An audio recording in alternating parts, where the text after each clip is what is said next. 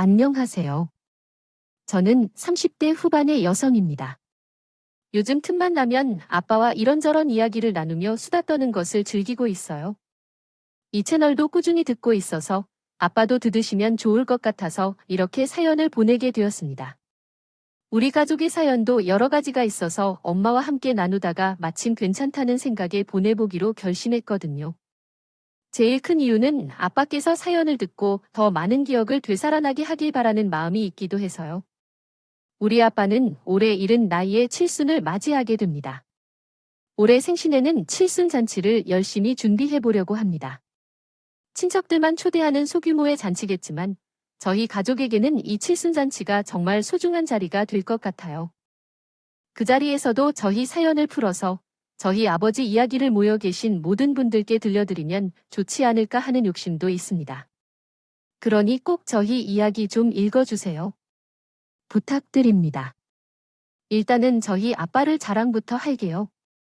저희 아버지는 키가 크세요. 183cm 정도 되신다고 하셨으니 엄청 크신 분이시죠.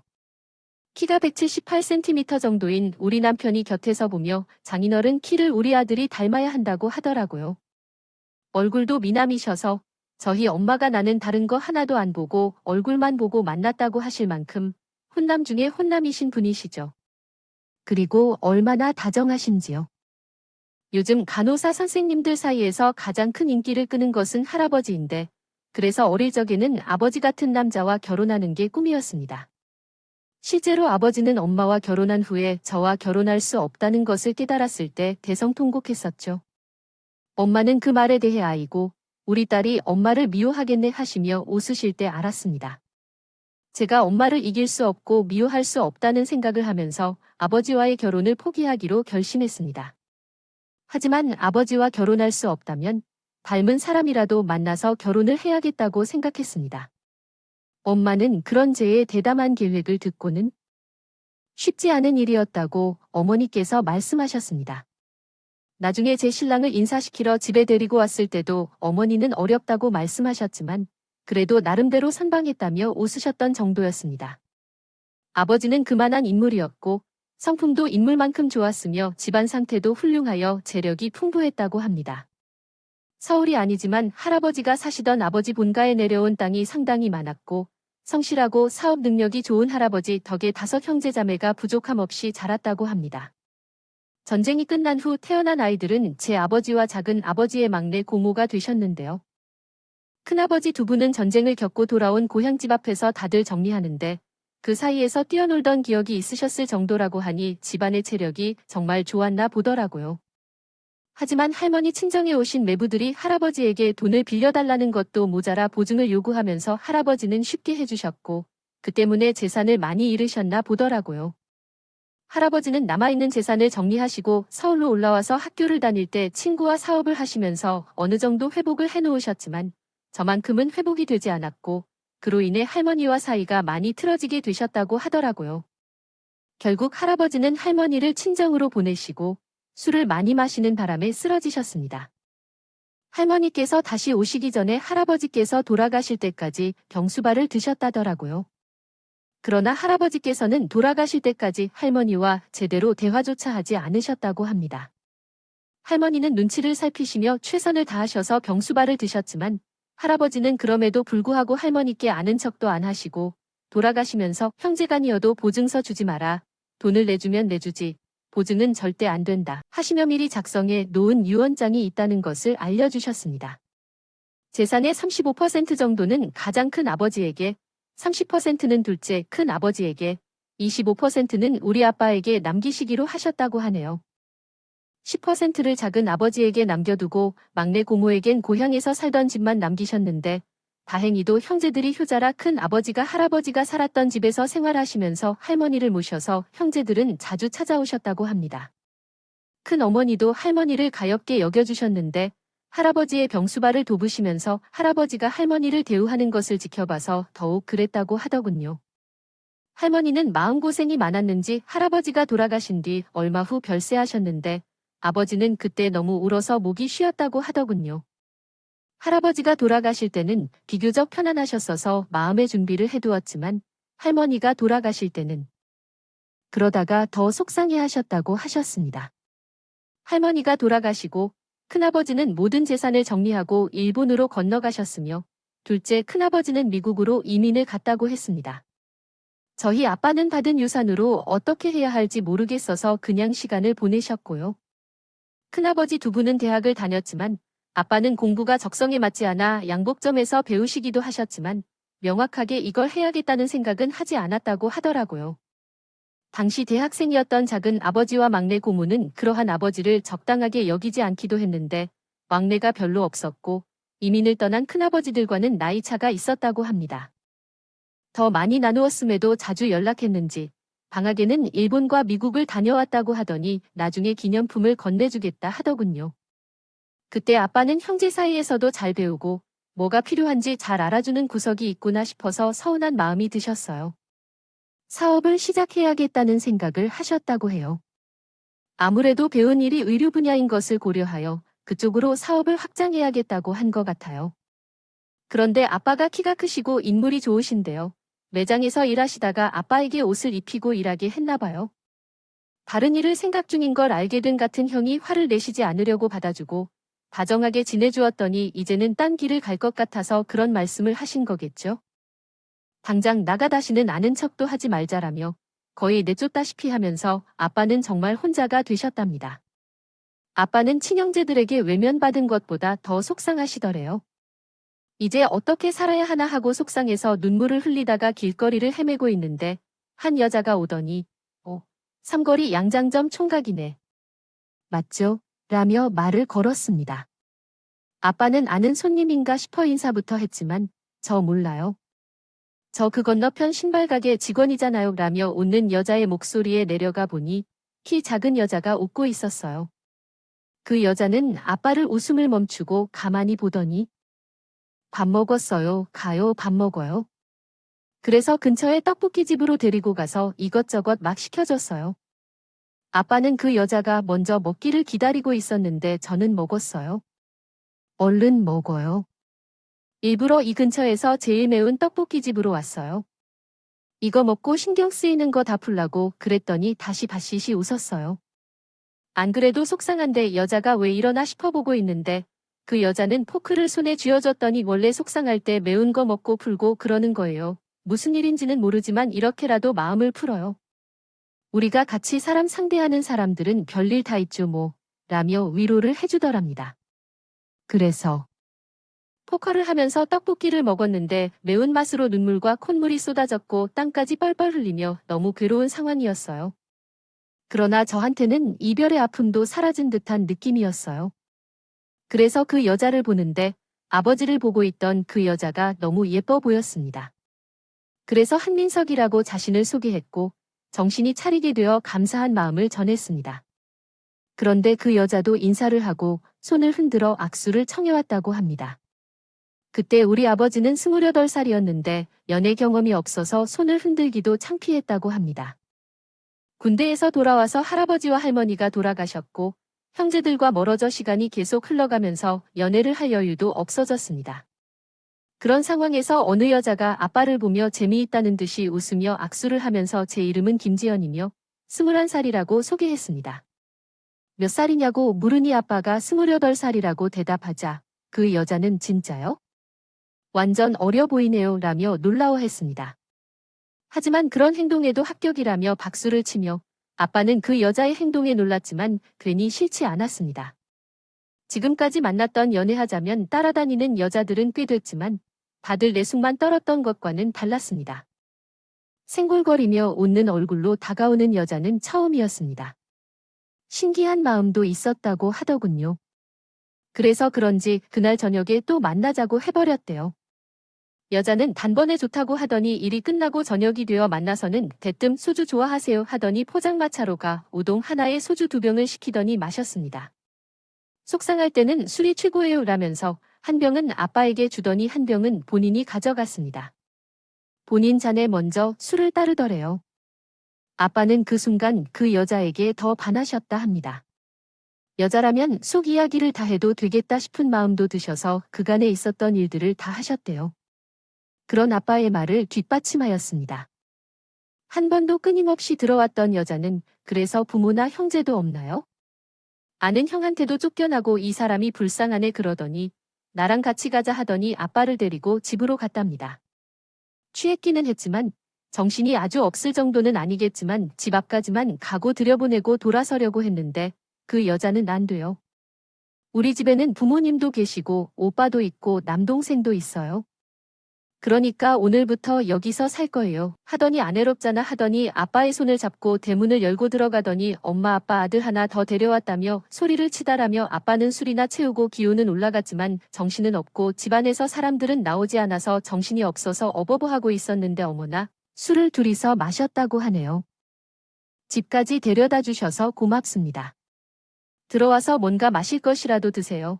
여자의 어머니가 이끌어 주어서 마루까지 올라가 앉게 되었습니다. 여자는 아빠를 마루에 두고 방으로 들어가 버렸고 다른 가족들은 둘러앉아 아빠를 보던 중 여자의 오빠가 우연히 지연이란 이름의 아이와 엮였습니다. 고생하겠네라며 웃으며 방으로 들어가고 여자의 남동생도 고개를 숙이면서 방으로 들어갔습니다. 물을 주겠다던 여자의 어멜님은 술상을 보시러 밖으로 나가셨고 여자의 아버지는 아무 말 없이 술을 따르시다가 아빠에게 권유하셨습니다. 어른이 술을 주시니 안 마실 수 없어요 하며 같이 마시던 아빠는 일어나 보니 아침이 되어 마루 한편에 누워 이불을 덮고 쿨쿨 자고 있었어요. 놀라 일어나니 여자는 잘 자고 있었어요. 술이 좀 약했나 봐요. 웃으며 말하면서 어머니는 아침상을 차리고 계시고 아버지는 신문을 읽고 계셨어요. 엉겁결에 일어나서 인사를 나누고 함께 아침을 먹었는데 여자의 아버지께서 언제 짐을 드릴 거냐고 하신 걸 들려왔어요. 들어보니 짐이 별로 없다며 방은 막내와 함께 쓴다 하시더래요. 예, 오빠 방은 좁아. 들어오려거든 하루라도 빨리 들어와서 친해지자고 하시며 식사를 하셨어요. 무슨 말씀인지 궁금해졌어요. 지난 밤에 일을 떠올려 보니 술에 취해 여자에게 했던 말을 다시 한 것 같았어요. 창피하기도 하고 서로 잘 모르는 사이예요. 신세를 진 것 같다가 죄송하기도 해요. 얼굴을 펴고 밥을 먹지도 못하고 있는데 여자가 괜찮아요. 얼른 밥 먹어요 라며 웃었어요. 나중에 알게 된 사실이지만 여자의 오빠와 남동생은 모두 친형제가 아니었어요. 오빠는 하숙을 하러 온 대학생인데 시골에서 조부모님 손에 자랐다가 조부모님이 돌아가시면서 혼자가 되었어요. 대학을 오게 되어 하숙집에 왔다가 이 집 식구가 되었고 남동생은 부모가 이혼 후 아이를 낳지 않겠다며 미루는 것을 알게 된 여자의 아버지가 데리고 온 직장 동료의 아들이었어요. 외동딸이라 외롭게 생활하던 여자는 그렇게 동생이 생겼다는 소식을 듣고 기쁘게 생각했습니다. 아버지는 그 사실조차 모르고 너무 평화로워서 부러웠는데 그래서 못 내지는 척했습니다. 그날 저녁에 짐을 싸고 나서 다시 그 여자의 집으로 갔답니다. 모두가 따뜻하게 맞아주어서 울었던 아버지는 요즘에도 제게 매일 그 이야기를 합니다. 지연 씨가 그때 나를 보고 가라고 말하지 않았다면 아직도 외롭게 울었을 것이라고 말했습니다. 저는 그런 아버지에게 외할아버지가 우리 아버지를 살렸다 말하면서 크게 웃었습니다. 그런 말처럼 처음 들은 것 같다며 다시 한번 가만히 쳐다보던 아버지가 맞아요. 그렇게 하지 않았다면 세영이도 만나지 못했을 거예요 라며 짓궂게 웃으셨습니다.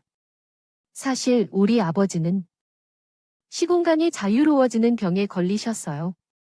흔히들 치매라고 하죠. 그러다 보니 매일 이리저리 알지 못하는 아빠의 과거 일들로 초대를 받게 돼요. 그래서 아빠와 엄마의 이야기를 더 많이 들을 수 있는 것은 좋은 점이긴 하지만 너무 자주 듣다 보니 뒷이야기를 다 알고 있어도 모른 채 들어야 하는 일도 있어서 고역이 됩니다. 하지만 그런 아빠의 이야기가 너무 소중하답니다. 제발 아빠를 만나게 해 주십시오 하고 기도했던 날들이 많이 있었거든요. 아빠는 그렇게 들어가셔서 여자의 집에서 지내면서 여자의 아버지로부터 신발 만드는 일을 배우셨어요. 아버지가 만든 신발을 여자는 가게에 가져가 어머니와 팔았습니다. 아버지가 일하던 양장점 건너에 있던 그 가게에 방문했다가 오며 가며 아버지를 만나게 되었습니다. 그 가게에서 엿보다가 아버지를 보며 반해서 혼자서 생각을 하다가 울고 있는 아버지를 발견했습니다. 이러한 아버지에게 다가가 말을 걸어 결국 만나자는 제안을 받아들이게 되어 결혼을 하기로 마음먹었습니다. 아무리 상대방이 미흡하더라도 그저 그 남자와 결혼하겠다는 생각을 했고 술을 잘 못 마시긴 하지만 술자리에서 아버지의 이야기를 들으며 너무 연민을 느껴져서 집으로 데리고 돌아왔고 그 후 함께 지내는 게 더 즐거웠다고 했습니다. 그의 성격도 좋으면서 성실하기까지 한다는 소문을 들은 적이 있는데 오빠와 동생과도 잘 지내며 어머니와 아버지에게도 잘한다고 해요. 정말 마음에 든다고 합니다. 2년이 흐른 후 여자가 우리에게 결혼할 때를 물었을 때 아빠는 조금만 더 기다려줘.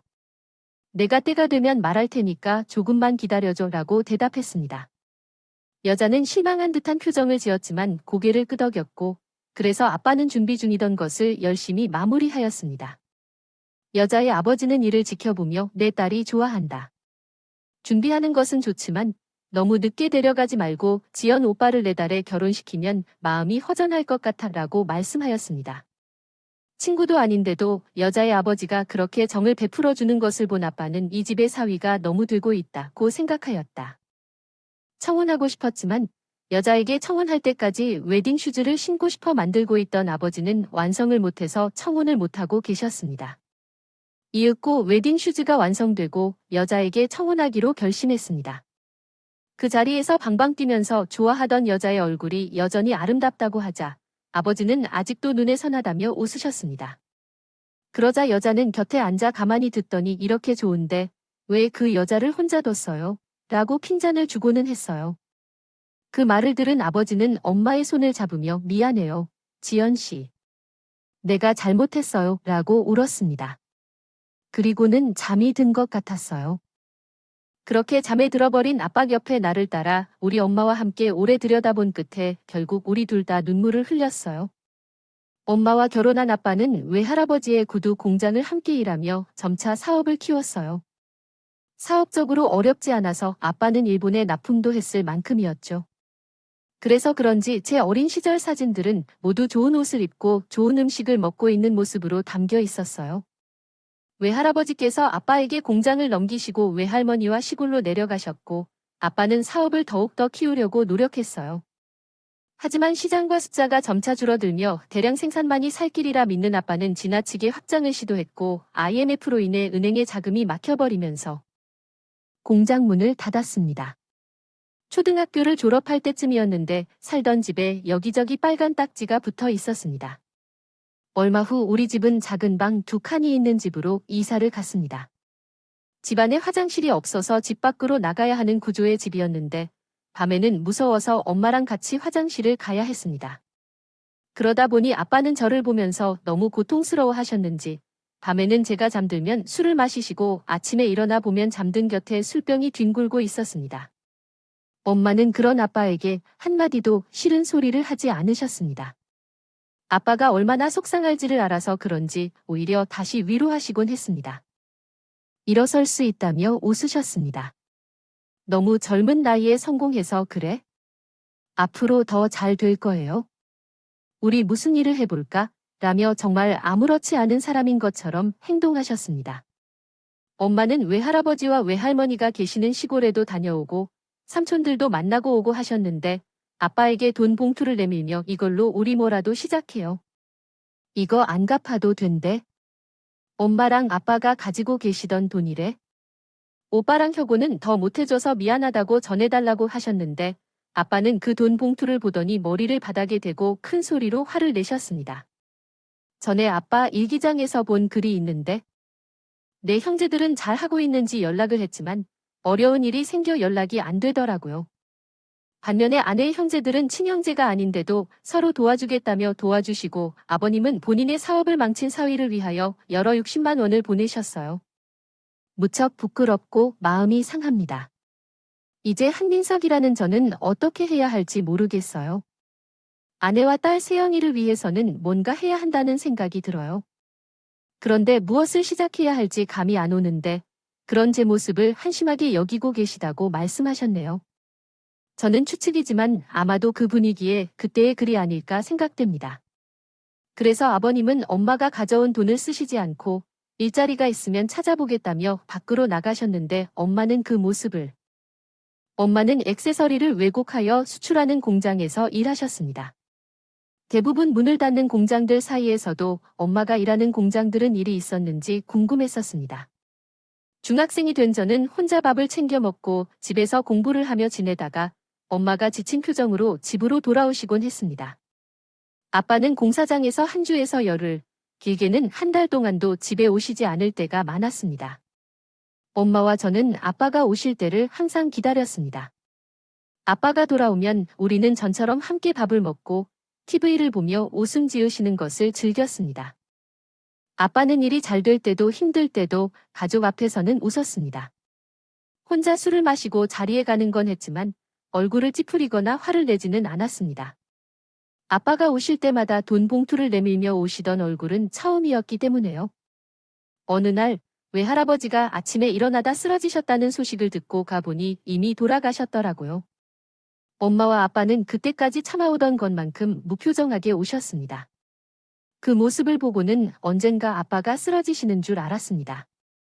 장례가 끝날 때까지 얼마나 오실지 모르겠지만 정말로 놀라셨습니다. 장례가 끝나고나 엄마는 우리 엄마 집으로 가자 하셨어요. 외할머니가 혼자 계시게 된다고 그냥 힘들어 하시는 듯 했죠. 우리가 함께 내려가서 농사를 짓고 살아보자는 것은 엄마의 의견이었습니다.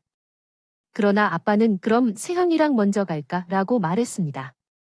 농사를 짓으려 해도 어떤 지식을 갖춰야 하는 것 아니야? 이번에도 실패하면 정말 우리의 끝이야. 내가 생각했던 것이 있으니까 먼저 가야 해라고 하셨습니다. 아빠의 말을 믿고 있던 저와 엄마는 살던 집을 정리하고 삼촌들에게 받았던 돈을 돌려주고 외할머니네 집으로 이사했습니다. 외할머니 집에서 생활하게 된 엄마는 동네 어디든 필요한 노동을 하고는 돈을 벌어왔습니다. 하지만 외할머니는 이렇게 힘들게 노동하는 엄마에게 여기서 고생한 만큼 올라가서 다른 곳에서도 노동하는 서방한테 오지 말라고 말했습니다. 해라며 말씀하시고 나가시고 있었어요. 그도 그럴 만한 이유가 있었죠. 저는 어느새 고등학생이 되었지만 아빠는 때때로만 와서 다니고 가시는데 제대로 살러 오지 않는 것 같아요. 아무래도 아빠는 시골 생활을 싫어하는 것 같았는데 할머니는 그렇게 느끼셨는지 엄마에게 다시 올라가라고 하셨어요. 저도 기이한 일이라 생각했어요. 아빠는 왜 오지 않을까 하는 생각에 원망까지 했어요. 전과 같이 아빠가 애틋하지도 않았고 가끔 와서 주무시면서 잠꼬대도 심하고 전과 같이 잘 웃지도 않는 모습에 낯선 마음이 들기도 했어요. 그렇게 어느 날 아빠는 평소처럼 와서 하룻밤을 보내고 다음날 가지 않고 며칠을 머물렀어요. 그러면서도 저에게 다정하게 말도 해주고 엄마에게 농담도 하시더니 외할머니께 어머니, 저는 그동안 무심했네요. 죄송해요라고 말씀하셨어요. 그래서 이제 아빠가 오시려나 보다 싶어 조금은 마음이 풀린 채로 잠에 들었습니다. 아침에 일어나 보니 아빠의 짐이 몇 가지 흘러져 있고 아빠는 보이지 않았어요. 대신 아빠가 남긴 편지가 아빠가 베고 주무시던 베개에 올려져 있었대요. 지연아, 이렇게 떠나는 날 이해해 줄래? 나는 더 이상 가족에게 도움을 줄 수가 없어. 그동안 내가 어떻게든 해보려고 했는데 나도 나를 이제는 어떻게 할 수가 없다.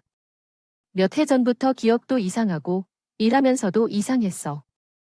그러다 일하던 공장에서 다쳤고 회사에서 권해 검사를 했는데 알코올성 치매가 시작됐다더라고요. 그렇게 되다 보니 당연히 일을 할 수 없게 되었어요. 안 시켜주셨음에도 불구하고 어떻게 알게 되었는지요. 그동안 조금씩 모아놓은 돈도 병원비로 다 써서 할 수 없이 여기저기 농장에 가서 일을 하고 돈을 받아 병원에 다녔지만 차도 없었고 그것도 부족한 상황에서 간경화까지 왔단다고 해서 내가 어떻게 가족 곁에 있겠습니까? 그러나 나와 같은 사람을 받아주는 무료병원이 있다고 하는데 그곳에 가보려고 합니다. 거기서 치료를 받고 나오면 돌아오겠습니다. 미안해요. 우리 새형이 잘 부탁드립니다. 어머님께도 너무 미안하다고 전해주고 우리 못다한 이야기는 그때 하도록 하죠. 이 편지는 아버지의 글씨였고 아버지께서 매우 작은 메모나 편지를 자주 써주시기 때문에 그 글씨가 아버지의 것이란 걸 잘 알 수 있었어요. 그러는 와중에 아빠가 급히 나가느라 마당에 흘린 짐들 속에 노트 한 권이 눈에 띄었습니다. 여러분이 아빠의 일기라고 생각되었습니다. 길지 않은 내용들이었지만 아빠가 얼마나 괴로워했고 힘들었는지 알 수 있겠다고 생각했습니다. 그 일기 초반에는 어떻게든 엄마와 저를 위해 돈을 벌겠다는 내용들이 있었고 중반부에는 알코올성 치매를 이겨내야 한다는 다짐들이 있었습니다. 마지막 부분에는 간경화까지 발병한 후반부의 일기에는 절망하는 내용들이 있었습니다. 엄마는 외로움을 많이 타는 사람인데 도대체 어디 가서 혼자 있겠다는 건지 모르겠어서 편지를 붙들고 오셨습니다. 외할머니는 한숨을 쉬시면서 그럼 그렇지. 그 사람이 괜히 그렇게 안 오고 그럴 사람이 아닌데 라고 말씀하셨습니다. 아버지가 아팠지만 그렇게 가버리신 사실에 충격을 받았어요. 그 일 이후로 어머니는 전국의 요양병원과 치료센터 명단을 어디서든 구해오셨고 틈틈이 전화를 걸거나 직접 확인하러 가셨어요. 그러나 아버지를 찾지 못했습니다. 삼촌들도 함께 찾으려고 도와주셨지만 소용이 없었어요. 그렇게 하다가 3년 후에 할머니가 돌아가시자 어머니는 시골을 떠나 다시 서울로 오셨어요. 그때 저는 대학에 진학하며 서울에 있었어요. 삼촌들은 작은 가게라도 하라고 했지만 엄마에게 돈을 건넸더니 엄마는 염치불구하고 받아주셨습니다. 내가 벌어서 갚겠다고 말하자 고마워하며 웃으셨습니다. 삼촌들은 그 돈을 왜 갚느냐며 내가 갚은 돈인데 아버지나 어머니에게 갚아야 한다고 말씀하셨습니다. 이전에도 돈을 주고 가서 얼마나 마음이 불편했는지 알 것이며 돈을 갚지 말라고 하셨습니다. 엄마는 그런 삼촌들을 보고 참나 돈 싫어하는 사람 처음 봐라며 또 다시 웃으셨습니다. 그렇게 엄마는 시장에서 신발 가게를 여시었는데 신발을 잘 골라서 예쁘고 편한 신발을 팔아 제법 장사가 잘 되었습니다. 2002년 월드컵이 지난 뒤에도 좋은 신발에 대한 소비자 욕구가 늘어서인지 전처럼 만큼은 아니어도 잘 팔린다고 하시더라고요. 장사가 잘 될수록 엄마는 아빠를 더 그리워하셨습니다. 그래서 일요일마다 병원에 가서 아빠를 찾아보시고는 하셨습니다. 전단지도 만들어 병원 데스크에도 가져다 드리며 혹시나 이런 환자가 없다면 연락 좀 달라고 사정을 하셨죠. 그런데도 아빠는 나타나지 않으셨습니다. 무심하게도 시간은 참 잘도 갔습니다. 그러다 저는 좋은 인연을 만나 결혼을 하게 되었습니다. 학교 선배 친구인 사람이었는데 제 사진을 보고 소개해달라며 졸랐다고 하더라고요. 처음에는 싫다고 하다가 사진을 찍는 취미가 있다는 말에 제가 다니는 곳에 봉사활동을 같이 하면 좋을 것 같아 만났습니다. 아버지도 제가 찾는 봉사활동을 하고 싶어서 병원을 다니면서 캐리커처를 그려드리는 봉사를 했던 적이 있었거든요. 제가 그림을 그리는 것을 좋아하다 보니 기부처럼 느껴졌어요. 그런데 가끔씩 영정사진을 원하시는 분이 있어서 그런 분들을 위해 사진을 찍는 사람이 있다면 좋을 것 같아 만났습니다. 그분과 잘 맞아 결국 결혼을 하게 되었습니다. 아버지의 이야기를 듣고 자신도 반드시 찾을 것을 돕고 싶다는 그분의 이야기도 크게 공감이 되었어요. 어머니는 이런 남편을 참 좋아하셨습니다. 우리 시댁이 재력이 좋으셔서 감사하게 다루었다. 저희가 결혼할 때 작은 주거 건물을 사주셨는데 그 건물에 엄마와 같이 살자고 해주는 남자였습니다. 저는 남편이 그렇게 잘 사는 집 아들인 줄도 몰랐다가 너무 놀랐어요. 그렇게까지 안 해도 돼.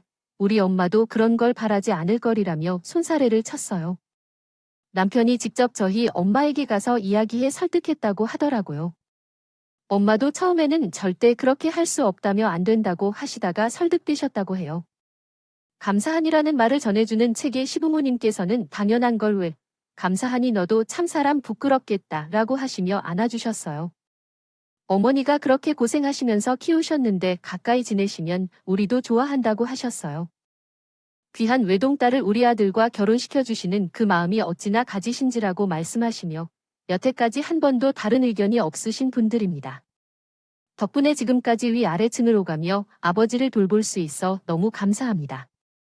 아버지를 어떻게 찾았느냐고 궁금하실 텐데 아버지를 찾은 것도 다 우리 남편 덕분이었습니다.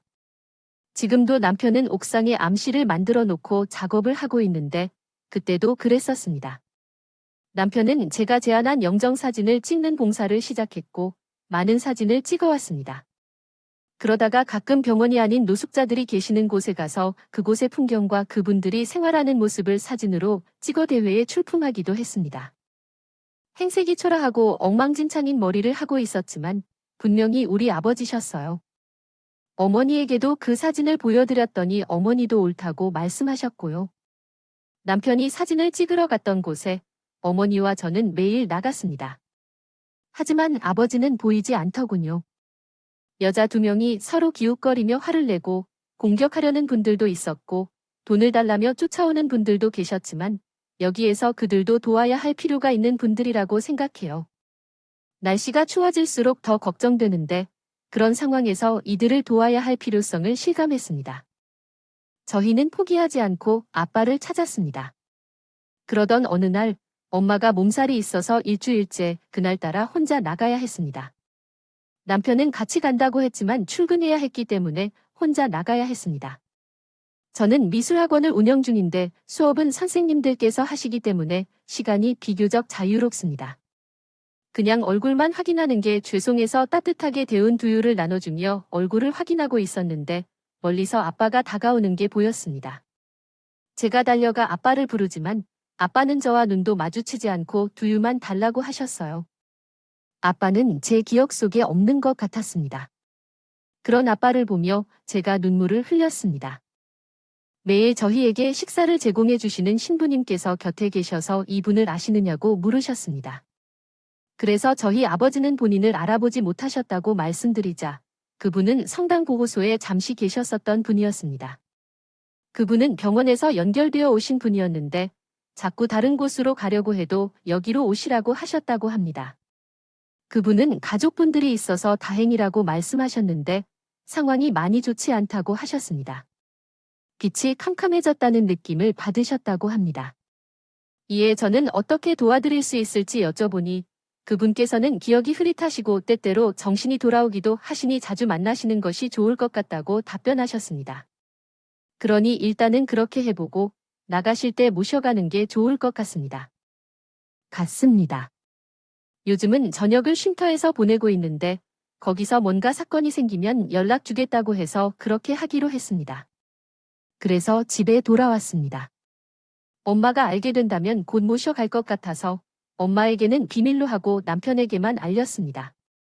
그리고 다음 날도 일찍이 일어나서 두유를 나눠드렸습니다.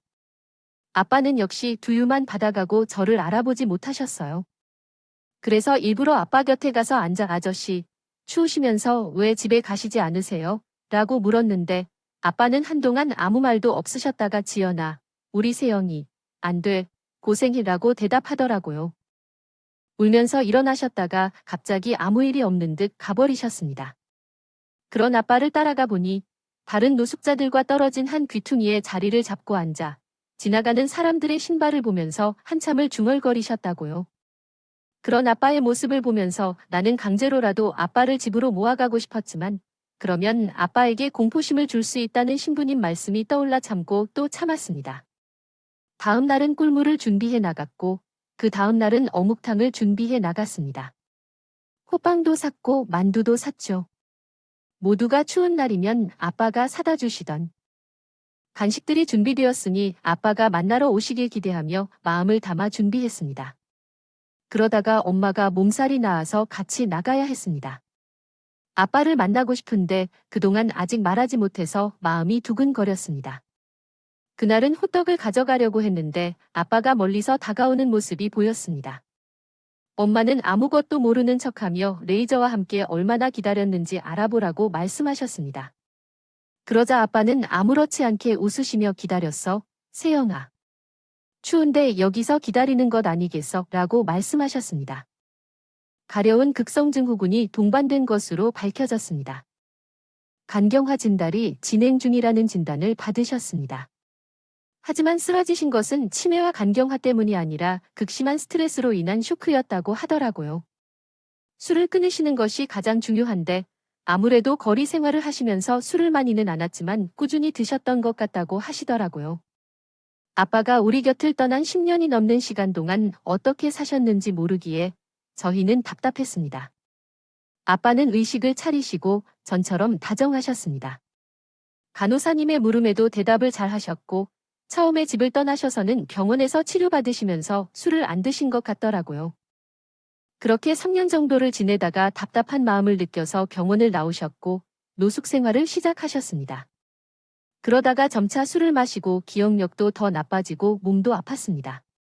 그런데 왜 가족에게 가지 않았는지라는 질문에 아빠는 나 때문에 우리 가족이 더 힘들 수 있다는 걸 싫어해서요 라고 대답했습니다. 엄마와 나는 그런 아빠를 울면서 지켜보고 있었는데 아빠는 그 모습을 보고 저봐요. 저렇게 예쁜데 나 때문에 또 울잖아요 라며 울음을 터뜨렸습니다. 정말 어린 아이처럼요. 그러자 더 격해지는 감정을 억누르지 못하신 듯 일어나서 링거를 뽑으려 했던 통에 안정제가 주사까지 맞으셨습니다. 주사를 맞은 후에 잠이 드신 아빠를 보며 의사 선생님은 지금부터 가족 구성원들의 역할이 매우 중요할 것 같아요. 한민성 씨가 오랜 길거리 생활로 몸과 마음이 지쳤다는 것 같아요. 그분이 잘 치료받을 수 있도록 많이 도와주셔야 한다고 말씀하셨어요. 아빠가 깨어나신 후에 남편은 아빠를 모셔서 병원 샤워실로 이동하도록 도와드렸습니다. 그리고 엄마는 봉사활동을 통해 습득한 기술로 머리를 깎아주고 면도도 해드렸습니다. 아빠께서는 이미 그런 경험들이 있으셨는지 감사하다고 말씀하시며 잘 받아주셨어요. 낮에는 엄마가 계셨습니다. 밤에는 제가 있는 곳에 있었습니다. 아무래도 밤에 깨어나 돌아다니실 때가 있어요. 그때 엄마보다 더 기운이 있는 것 같아서 나을 것 같았어요. 그때 우리 아이가 갓 2살이 넘었을 때였는데 시부모님과 남편이 도와주지 않았다면 절대 불가능했을 겁니다. 너무 감사합니다. 그래서 저는 더 아빠가 기억을 찾으시길 바랐어요. 남은 시간이 얼마든지 아빠와 지난 기억을 나누며 행복해지고 싶었거든요. 하지만 아빠의 기억이 없으셔도 상관은 없었습니다. 중요한 건 아빠가 돌아오신다는 것이었죠. 사실 마음이 갈팡질팡했어요. 지금도 가끔 아빠가 기억을 잃고 낯설게 행동할 때면 너무 속상해져요. 그래서 사진을 많이 가져가서 아빠에게 보여드렸어요. 사진을 보시면 기억이 나실까 해서요. 어떤 날은 모른다 하시고 어떤 날은 우리 애가 어디 있냐고 물으셨습니다. 어떤 날은 세영아라며 제 이름을 부르시며 머리를 쓰다듬으셨습니다. 고등학교 1학년 때 만나고 30살이 되어 만난 거니까 제가 달라진 모습에 헷갈리시는 건지 저도 혼동이 오더라고요. 그래서 어린 시절 사진을 보여드리면서 기억을 상기시켜드리고 아빠가 안 계신 동안 찍은 사진들을 보여드리며 설명해드렸습니다. 엄마도 그러셨고요. 그러다 한 번은 엄마가 답답하셨는지 오빠 나 몰라. 지연이잖아. 나랑 결혼해서 우리 세영이 나왔어요. 이제 세영이도 애 엄마예요. 그렇게 집에서 나가서 이렇게 식구들을 고향시켜 진짜라며 웃으며 농담을 하셨는데 그 후로 엄마를 잊는 법은 없었습니다. 아침에 나와 교대하러 오시면 지연아 하고 부르셨어요. 그때 또 느꼈습니다. 나는 엄마를 결코 이길 수 없구나. 우리 아빠는 우리 엄마가 1순위구나 하고요. 아빠는 규칙적으로 식사를 하시고 치료를 받으신 덕분에 황달 증상도 잦아들었고 기억도 많이 회복하셨습니다. 오랜 투병 끝에 완전히 치료되진 못했지만 통원 치료를 받을 만큼은 해서 퇴원하고 집으로 오실 수는 있게 되셨습니다. 남편과 아이를 만나고는 그분은 매우 좋아하셨습니다. 의사 선생님은 관리와 치료에 얼마나 적극적으로 임하느냐에 따라 다를 것이라고 말씀하셨습니다만 보호자들이 많이 지치게 될 것이라고 했습니다.